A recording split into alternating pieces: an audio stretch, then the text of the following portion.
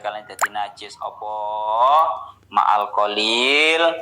Kalau seperti itu ya tuhuru mongko dadi suci ma'al qalil bibuluhi kelawan sebab tumekane ma'al qalil tumeka kullataini ing rong kullah walau bimain senajan kelawan walau senajan anane bulu iku kelawan banyu mutanajisin kang dadi najis mutanajisin kang dadi mutanajisin kang kena najis atau kang dadi najis, tapi dengan syarat haitsulat taghayyura harakati haitsulat taghayyura ing dalam sekirane ora ana owah iku maujud ing dalam ma'al qalil lawal kasiru utawi banyu kang akeh koma tengeriku sak mangke ganti pembahasan utawi banyu kang akeh iku ya guru bisa suci apa kasir bisa wali taghayyurihi kelawan ilange owahe kasir binafsihi kelawan awak dhewene kasir au bimaen utawa kelawan nganggo banyu zida kang den tambahake apa ma alihi ing atase kasir au nukiso utawa den kurangi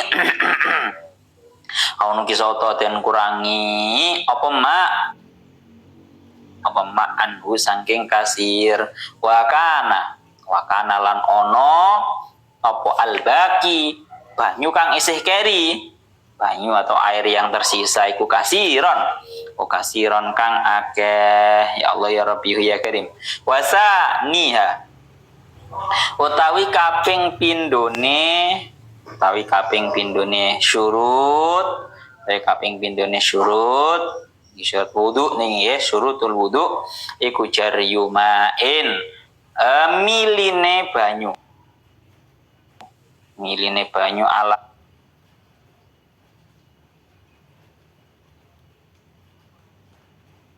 audwin ing atase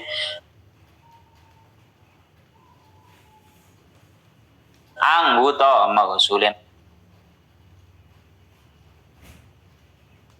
kang den basuh fala yakfi mongko ora cukup apa ayyamussahu harakati apa ayyamussahu yen to njempok sapa mutawaddi ya Allah ya Rabbi ya Karim yen to njempok sapa mutawaddi ing udwin alma'a ing banyu tapi bila jaroyanin kelawan tanpa ya Allah ya Rabbi ya Karim bila jaroyanin kelawan tanpa milih ya nau krono sak tenane imsas berarti wau harakate sing leres ayyumissahu harakate cah falayak mongko ora cukup apa ayyumissahu amassayumissu apa ayyumissahu yen to njempokake sapa mutawaddi ing udwin alma'a ing banyu bila jaroyanin kelawan tanpa milih liana krono satenane imsas iku la yusama ora kena den arani apa imsas ora kena den arani ghuslan ing aran basuh wasali suha utawi kaping telune surut wala yakuna yen ora ono apa alihi ing atase udwin ayil udwi tegese ing atase gauta apa muhayyirun barang kang ngewahake lil ma'i maring banyu tahayyuran kelawan owah boron kang bahayani apa tahayyur za'faronin kaya dene minyak za'faron wa sondalin lan bubuk bubuknya apa atau apa dan khilafan halin nulayani dijamin maring segolongane para ulama maring segolongan ulama wis sakmene cah aja. Sekarang kita membahas tentang kelanjutan dari konsekuensi air yang kemasukan perkara najis. Kemarin sampun dibahas, ada pembahasannya masing-masing ya. Bahwa kemarin kalau airnya sedikit, airnya banyak, kalau kemasukan benda najis itu nanti bagaimana? Kemarin sudah dibahas. Sekarang kita fokus kepada air, baik air yang sedikit atau air yang banyak, ketika kemasukan yang namanya najis dan dihukumi mutanajis. baik itu air sedikit atau air banyak. Pokoknya lek ono banyu itu menjadi air yang mutanajis, baik itu air sedikit atau air banyak, maka pada kali ini pembahasannya adalah agar air yang sedikit itu atau air yang banyak itu, yang mutanajis itu bisa kembali menjadi suci. Ya, ini pun bolak-balik dibahas. Jadi lek barang najis iku wis ora ono, tidak ada jalan untuk menjadikan suci. Kecuali kalau kemarin di Al-Fathul Qorib sudah dibahas, pokoknya barang najis itu gak iso tidak bisa kembali menjadi suci kecuali cuma dua hal, yaitu cuka dan juga kulit bangkai yang bisa disamak. Itu toh barang najis tapi iso berubah menjadi suci. Karena barang sing jenenge barang najis itu memang berarti dzatiyahnya najis, ora iso menjadi suci kecuali dua hal itu, cuka yang sudah berubah menjadi apa jenenge perasan anggur, khamar yang berubah menjadi cuka, dan juga kulitnya bangkai yang sudah disamak. Itu kalau barang najis. Kalau sekarang pembahasan air yang mutanajis. Bisa kembali suci? Bisa. Caranya bagaimana? Ini. Wal ma'u al-qalilu idza tanajjasa. Air yang sedikit kalau sudah menjadi najis, menjadi mutanajis, yathuru itu masih bisa ada peluang untuk kembali menjadi suci. Caranya ya nopo? Bibuluhihi kullataini. Dengan cara dia ditambahi sampai dia mencapai 2 kullah. Caranya ringkas. Jadi catatan yang pertama, bagaimana caranya air yang sedikit ini, yang terkena najis ini, nanti ditambahi sampai menjadi 2 gula, 1. Bahkan tengeriki diberi ghoyah. Bahkan di sini diberi ghoyah, walau bima'in mutanajisin. Sekalipun yang ditambahkan itu sama halnya benda atau air yang mutanajis. Jadi air mutanajis ditambah air mutanajis. Air mutanajis 1 kulah ditambah air mutanajis 1 kulah sehingga menjadi 2 kulah. Itu nanti hukumnya bisa kembali suci dan mensucikan, tapi syaratnya setelah menjadi 2 kulah adalah haitsulatahu yurabihi, ketika tidak ada sebuah perubahan. Jadi delon umpama kita lihat ono banyu sakulah. Banyu sakulah ini menjadi najis tadi itu gara-gara semisal kenaan tembelak jejak, otomatis menjadi mutanajis. Kemudian ada air 1 kulah lagi sama kenaan air jejak, kenaan jejak, telak jejak, otomatis juga menjadi mutanajis. Nah, ketika kok mau dicampurkan air 1 kulah yang mutanajis dengan air 1 kulah yang sama-sama mutanajis, kok kemudian menjadi 2 kulah, pokoknya sudah tidak ada perubahan lagi, baunya juga tidak berubah, warnanya tidak berubah, rasanya tidak berubah, sudah kembali suci dan mensucikan. Yes, ini kalau kita mengikuti bahwa air yang yang tidak mencapai 2 kullah itu dianggap mutanajis ketika kejatuhan najis. Wes ya. Iki carane gampang. Piye carane dimberi. Bahasane wong-wong nek mau jijinge cilik ngene dimberi sekira menjadi 2 kullah dan sudah tidak ada perkara yang menyebabkan berubah itu dan berubahnya juga sudah hilang.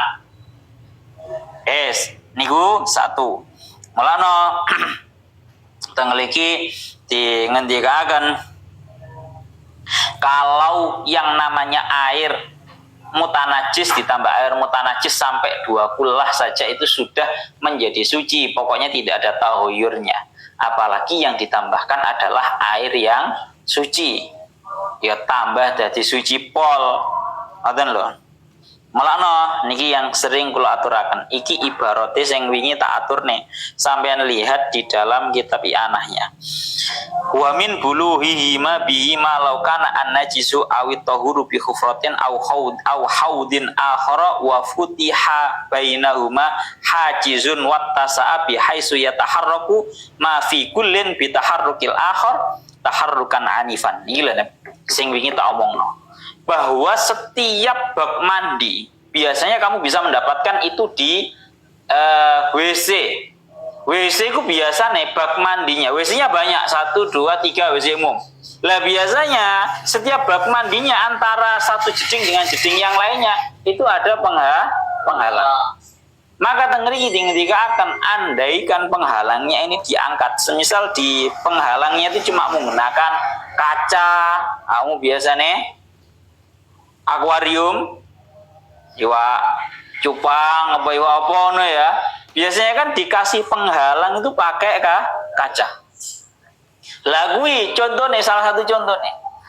Umpama katakan, umpama penghalangnya kimang dibuka total menjadi 2 kulah. Tapi ketika kok dikasih pembatas kaca ini dari satu kulah, otomatis kan jadi najis toh. Pamane kenaan tembeleke iwak. Biasanya iwak koki kan tembeleke dawa-dawa kuwi lho Pak Apa ndelok ora? Tembeleke kan dawa-dawa. Kuwi najis kuwi. Ya kalau kita mengikuti kaul yang kenceng, najis, dianggap najis. Maka cara mensucikannya bagaimana? Tembeleke dikuak, saringono tembeleke. Terus kemudian yang nomor 2, pembatas kacanya ini dibuka. Seret dengan sekira gelombang air yang ada pada bak yang satu kepada bak yang lainnya ini akan menjadi satu, akan menjadi tepung. Bahasa ini sekira dipukul, belak, ombaknya akan mengalir ke sebelahnya. Maka kalau seperti itu sudah dianggap menjadi satu, otomatis langsung menjadi suci. Oleh suci, pisahan mana rapopo. Ono loh. Itu contoh ringannya seperti itu. Yes. Ya Allah ya Rabbi ya Karim. Jadi syaratnya loro. Air yang sedikit yang mutanajis kalau mau jadi suci itu syaratnya cuma 2. Yang pertama ditambahkan sampai menjadi 2 kulah. Sekalipun ditambahkan dengan sama-sama air mutanajisnya. Yang nomor 2 yaitu harus sudah hilang tahoyurnya. Ya, syaratnya mek loro iling-ilingan. Menjadi 2 kulah ditambahkan sampai jadi 2 kulah dan sudah hilang tahoyurnya. Yes, itu kalau air yang sedikit. Lah kalau air yang banyak malah lebih gampang. Tengeri tinggi akan ada banyak cara. Wal kasiru tengeri tinggi akan. Ya Allah ya Rabbi ya Karim.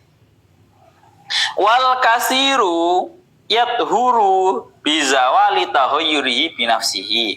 Sedangkan untuk air yang banyak tapi mutanajis, ini cara dilengkapi ngoten wal kasiru ay al mutanajisu.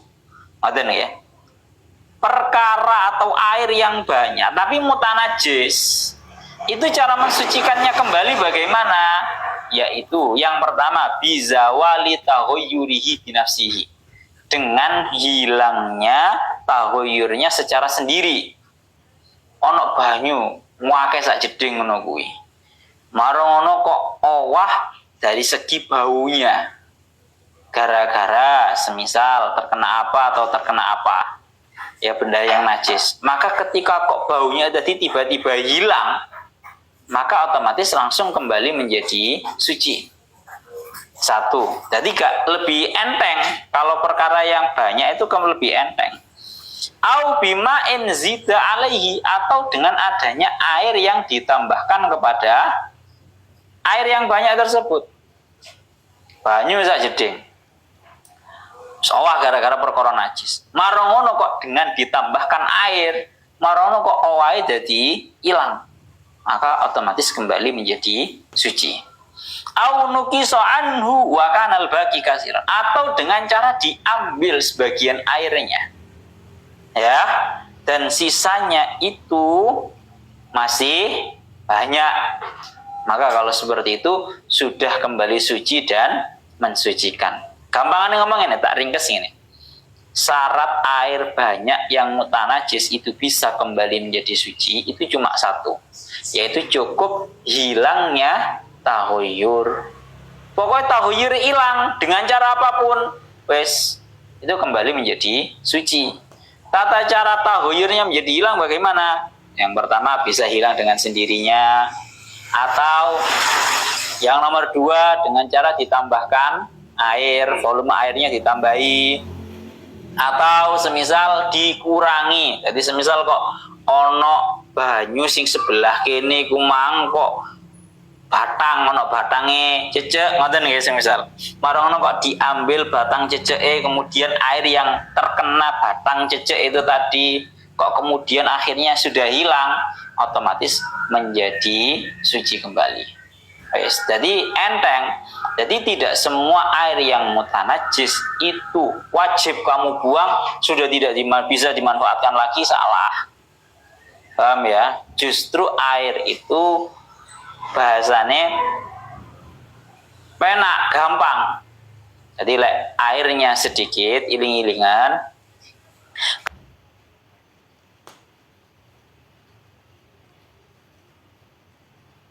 Indosat ini apa deh? Kalau airnya sedikit berarti nopo syaratnya dua, yaitu dengan cara ditambahi sampai mencapai 2 pula dan tahoirnya hilang. Kalau airnya banyak, syaratnya cuma satu, yang penting tahoirnya sudah hilang. Caranya gimana? Banyak, di sini ada 3. Dengan cara dihilang sendirinya tahoyurnya itu, atau dengan cara ditambahi air, atau dengan cara airnya dikurangi sebagian. Yang penting yang tersisa masih 2 pula. Esa. Niku ngoten ngendikaken ngoten. Kalau lanjutaken malih. Wasaniha. Sekarang kembali ke syarat-syaratnya wudu. Syarat-syaratnya wudu teng mriki ngendikaken wasaniha, syarat yang nomor 2 dari syarat-syaratnya wudu yaitu jarayanu ma'in ala udwin mausulin. Harus mengalirnya air atas anggota yang dibasuh. Kemarin kan sampun dijelaskan bahwa anggota wudu itu ada kalanya yang wajib dibasuh, ada kalanya yang cukup diusap. Yang cukup diusap adalah kepala atau rambut, itu cukup diusap. Kalau anggota-anggota yang lainnya itu wajib dibasuh. Eta kandhani, batasane dibasuh paling minimnya mengalir adalah seperti mengalirnya setetes keringat yang mungkin kamu sering mengalami. Ngerti ya? Keringat netes saanu seret itu minimalnya mengalir. Bisa dikatakan sebagai mengalir itu seperti halnya setetesnya keringat. Itu baru sudah dikatakan mengalir. Apa benisa beda antara mengalir karo mengusap. Jadi aja mbayangno mengalir itu gebyur banyu akeh sak timbok ora wajib, Bro. Sak cibuk mboten, paling minim adalah napa? Seperti tetesannya keringat yang mengalir, itu dikatakan mengalir. Mulane teng mriki kula biyen sering didhawuhi kalih bapak kula. Bapak kula ini sering dawuh ngeten. Wong ku lek alim tenanan, iku iso wudu kelawan sak aqua gelas. Iku cukup digawe wudu. Lek mbok iso ora kira-kira ya. Sak botolan iki lho, sedudu botol, Pak. Iki lho, aqua gelas iki lho, aqua gelas. Iku bisa digawe wudu bisa. Wis cukup digawe wudu. Wong alim tenanan dong ya. Jadi harus dibasuh. Semono kok sak walike. Lek wong bodoh, waduh, wudu diusapne tok biasane. Oh, wegel aku ya, Pak. Jadi tidak cukup nanti cuma diusap. Awas, hati-hati. Sampean bisa lihat biasanya di tempat-tempat wudu masjid-masjid itu. Biasanya wong-wong ya, sing dibasuh iki setengah apa iki jenenge? Lengan, terus ndukur iki ora kok banyune diarah ning ngene, tapi mek diusap ning ngene tok. Akhirnya ya Allah, saya ingin gak ngerti deh. Kadang isin dibasuh mek iki tok, ndukur ora diusap ya ora diano. Jenenge wong kaya ngono kuwi ya, wis piye maneh. Karena kalau lanjutakan dien, falayak fi ayyumisahu alma abila jarayanin. Maka tidak cukup cuma airnya itu disentuhkan saja tanpa adanya mengalir. Kemarin sempat viral ada seorang mutawif yang mengajarkan kamu cukup kalau wudhu di pesawat cukup dengan cara semprotan. Semprotan, kayak ini lah ya, tak contoh lagi semprotan ini lah, jari ini cukup jari ini. Tak contoh jari ini wes, nah ini jari ini sebaso jari ini. Robo ame iki. Kongkon ngaji waktu luwen mrene mutawi sing kaya ngono kuwi. Jadi cukup katanya kemana lagi rame tenanan bahwa cukup cuma seret diginikan tok. Padahal itu nggak ada yang mahal lah. Ini kalau banyak lah ini baru paling minimalnya mengalir ini loh. Kalau banyak gini ada tetes yang mengalir gini ini sudah dikatakan mengalir. Tapi lek nemplek tok ngene Pak. Nemplek tok ngene ini jenenge imsas, cuma mengenakan air ke kulit tanpa adanya mengalirnya air itu tadi. Wis ya, dadi lek ana mutawif apa kiai apa gus apa ustad ngomong lek kapan cukup wudu dengan cara cuma disemprotkan wajah ngene tok, tangan ngene tok. Wis kuwi sesat kuwi, Pak. Saat dia ngomong jelas-jelasan wae, sesat nih.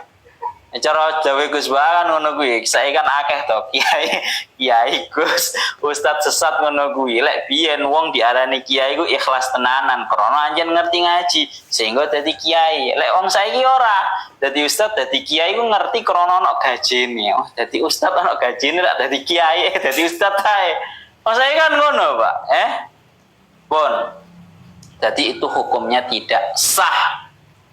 Mboten sah wudu model kaya ngoten niku. Saiki kok yo akeh mutawif sing ngurusi haji lek sing wingi sing rame jamak subuh nang Isya.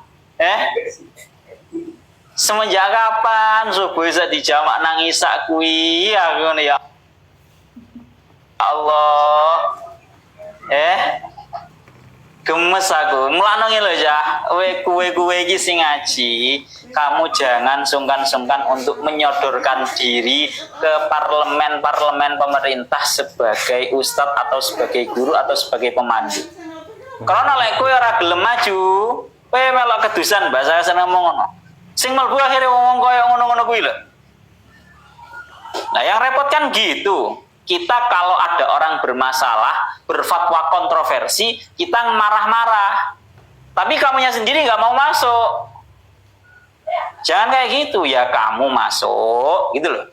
Kamu masuk sehingga tidak dikuasai, tidak dimasuki oleh orang-orang yang tidak berilmu seperti itu. Kita kembali ke pembahasan ini. Termasuk yang menjadi pembahasan adalah ketika kamu berwudu dengan air salju, kalau bahasanya di sini. Kalau bahasa kita mudahnya adalah dengan cara mengusapkan es batu. Bagaimana hukumnya wudu dengan cara mengusapkan es batu? Es batu ini diusap nih kabeh ini. Apakah sah? Pengeriki sami. Sampai lihat di dalam kitab I'anahnya itu ada contoh, ada dawuh. Qala fil ubab wa min samma lam yajuz atau lam yujzi al-huslu bisalji wal baradi illa indaba wajaroya alal udwi. Oleh karena itu hukumnya tidak sah, tidak mencukupi sampean wudu membasuh menggunakan air salju lek bahasane saiki gawe es batu. Kecuali kalau es batunya itu sampai meleleh dan lelehannya itu sampai nopo mengalir, maka kalau seperti itu mencukupi. Ya podo ambek ikmang loh. Gawe spray, bahasanya ini apa bos? Gawe spray ya, gawe air spray gini. Sebenarnya ini ada kemungkinan untuk sah, itu ada. Yang penting mengalir. Kalau cuma satu kali gini dok, seperti yang diomongkan sama mutawif itu, jelas nggak sah, nggak mengalir. Tapi kalau 2, 3 lah mulai ada mengalir gini, nah ini kemungkinan nanti menjadi sah kalau sampai mengalir dan terkena semua anggota. Mana loh? Paham ya? Karena nopo li'annahu la yusamma huslan. Karena itu tidak bisa dinamakan dengan husl atau membasuh. Krono nang ayat iku fasilu wujuhakum wa aydiyakum ilal marofiki. Nang ayat Al-Qur'an iku bahasane bukan imsah, tapi fausilu baso. Paling minimnya baso itu wajib mengalir. Wes, ini yang nomor 2. Nomor 3 terakhir. Wasalisu ala yakuna alaihi ay alal udwi muhayyirun dilma tahayyuran doron gazak faronin wasondalin khilafan dicamkin. Yang nomor 3, hukumnya wudhu itu syaratnya adalah tidak ada di anggota wudhu sebuah perkara yang menyebabkan berubahnya air, ya, dengan perubahan yang membahayakan terhadap air, ya, bisa menyebabkan air itu dihukumi suci tapi tidak mensucikan, seperti za'faron atau terkena bubuk. Wes, gampang ngomong. Orang-orang sekarang banyak yang tidak paham bahwa sadurunge wudu cuci muka terlebih dahulu. Rai kene si akeh sabune langsung dibasuh nawaitul wudu'ah. Akeh wong saiki kaya. Bahkan mandi juga seperti itu. Awak wis kadung sabunan kabeh, sampuan kabeh, marang ngono dibasuh sik kae niat nawaitul. Itu namanya di atas anggota tubuh kita ini, kulit ini, ada sebuah perkara yang menyebabkan airnya menjadi berubah dari yang asalnya suci mensucikan cuma menjadi suci tapi tidak mensucikan. Ngono kuwi wong saiki yo ora ngerti. Alane kula pun bolak-balik matur, wudu niku seperti yang dingendikaken teng hadise Kanjeng Nabi dawuh al wudu'u miftahus shalah. Yang namanya wudu itu adalah kuncinya salat. Sehingga orang itu kalau wudunya enggak sah, ya salatnya enggak sah. Bahkan lebih dari itu, kalau nanti didhawuhi bahwa kalau kamu ingin salatnya itu khusyuk, seseorang itu salatnya khusyuk atau tidak dilihat pada wudunya. Kalau pada wudunya wes gak tapi konsen gelambyar, wes biasanya otomatis alamat salatnya yang ngono. Tapi lek wuduke ku khusyuk, biasanya insyaallah salatnya nggih melok. Karena saking hadis Kanjeng Nabi al wudu'u miftahus shalah. Ana kula sering matur. Kula kepingin matur bahwa sebisa mungkin bagi siapapun yang punya kekuasaan wilayah di masjid-masjid, hendaknya sampean menciptakan, kalau panitia masjid kebersihan itu kan banyak ya, hampir setiap masjid itu pasti punya yang namanya panitia kebersihan wudu. Saya mohon kepada siapapun yang punya wilayah di masjid untuk menyiapkan satu ustadz lah yang benar-benar paham syarat rukunnya wudu, yang dia standby di tempat wudu untuk memantau wudunya orang-orang. Oh, ini wudunya ada yang kurang tepat, dibenarkan. Krono aku lah esmal gunang masjid sing rewame, aku susah aku, Pak. Aku susahnya apa? Wong wudune padha ra tepak lho. Lah aku dhewe lek dikon ngulangi wong sakmono lho ya piye lek ya ngono. Artinya kan satu sisi ya gak penak. Ya toh, bukannya sungkan itu nggih mboten. Cuma orang itu nggak bisa menerima sebuah kebenaran secara semerta-merta, itu nggak bisa. Tapi kalau sudah ada tulisan, semisal pakai seragam ya, bahasanya duduk panitia, bahasanya pengurus masjid sing babakan pembenaran wudu ono semisal. Wah, orang akan bisa lebih menerima. Bahasa kasar namun seperti yang sering didoakan Gus, orang itu kalau sudah mempunyai label itu lebih bisa untuk diterima. Jadi saya mohon bagi siapapun yang punya kekuasaan wilayah di masjid, tolong juga sediakan yang namanya orang yang membenarkan wudhunya orang-orang yang segitu. Wah, faedahnya gede banget, luwih gede daripada sing berseni masjid. Temenan. Tapi sementara ini saya nggak pernah lihat sih. nang Masjid Agung ngono ya. Lek nang Masjid Agung ngono biasanya sing tak delok iku bagian ngelurusno shaf. Ono sing bagian ngelurus-ngelurusno shaf ono, tapi sing bagian benerno wudune wong-wong baik laki-laki ataupun perempuan iku sing gak kalah penting. Terutama di masjid. Ono lho, ganjarannya gede banget, Pak. Akeh wong kadang aku ngono ya lek ndelok wong wudune gak tepak ono kadang nek tak delok sekirane wonge iso dituturi ngono, wonge gak angel-angel ya bahasa kasarmu tak delok wonge gampang ya. Tawarai, ngapunten Pak, basuh tangan niku sampai sak menten, mboten sak menten terus kira nginggilan gede ngriki. Karena wonge saiki ora paham tangan. Aduh, ono kadang saking gak ngertine. Gak ngerti urutane wudu. Ya apa iku lho sik akeh. Mari basuh muka, marono kepala, marono tangan, marono kuping lho. Iki apa iki wudune? Menurut kita itu sebuah hal yang sangat maklum, tapi menurut orang awam gak ngerti belas.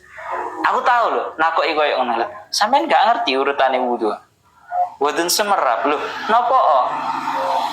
Mboten nate diwuruki iku lho. Mboten nate diwuruki. Lah kan wis repot, barang sing wis asline benar-benar maklum iso wis ya. Tadi nang musola, nang masjid, ya kembalinya lagi sekali lagi kembalinya tetap ke dana, Pak. Musola, masjid orang duwe dana ya bubar wae. Jadi pertama masjid iku kudu duwe dana sing akeh, nomor loro wong-wong iki aja pelit nyumbang nang masjid nang musola. Wah, ya kotak Jumat metu awakmu kok turu ya rek ben dilewati ngono ae. Ya aja ngono rek ngawut ae. Bisa dipastikan kalau dananya masjid, dananya musola. Jadi yang pertama dari warga, orang-orang itu sing loman masjid dan musola. Yang nomor dua, masjid dan musola harus punya kebijakan yang benar-benar mencerdaskan umat. Jadi meramaikan masjid itu bukan hanya dari segi aktivitasnya saja. Iku sing luwih penting. Benakno wudune wong-wong rek. Temen. Ya kamu juga, kamu sing ngerti syarat wudune, syarat rukunnya wudu. Lek ana wong wudune gak tepak, ini sebenarnya kalau seperti yang didakwakan oleh Imam Ghazali dalam kitab Ihya, tugasnya adikku berat, Pak. Tugasnya adikku berat. Kalau ada orang baca Al-Qur'an gak tepak nang masjid, iku awak dikon mandek dhisik nang masjid, kon ngulangi wong kuwi. Sanggup kowe? Kon mandek dhisik nang kono mulangi wong rasanya abot. Di dalam Ihya bab mungkaratul masajid, kemungkaran yang terjadi di dalam masjid salah satunya adalah bacaan-bacaan Al-Qur'an yang dibaca dalam keadaan tidak sesuai dengan tajwid panjang pendeknya. Ya bodoh iku mang wis. Wudu aku njaluk tolong tenanan bocah-bocah. Ya kalau bisa ya awakmu. Siap ora? Rek awak nang musolamu ngono ya, umpama wayahe wudu ngono ya. Kamu rada nelat titik ngenteni kate salam ngono kae lho. Kamu tetep standby nang panggon wudu. Delokno wong-wong. Oh iki wudune wis tepak. Iya sing ora tepak iki mbasuh mek sakmene. Elingne, ngapunten Bu, ngapunten Pak. Wudune mek sakmenten. Lha kudu ana ngono. Itu namanya amar ma'ruf nahi mungkar ya seperti itu. Kita harus punya rasa ghirah kayak seperti itu harus punya. Dan nek model yang penting aku desa, ngomong serang ngurus, wah umat ini akan mengalami kemunduran kalau seperti itu. Jadi kudu memperhatikan tenanan. Pon nggih, benjing warabiuha hailun niki termasuk pembahasan yang sangat penting bisa tapi benjing mawon kersane diterangkan kalian sesuai istilah wallahu a'lam bishawab.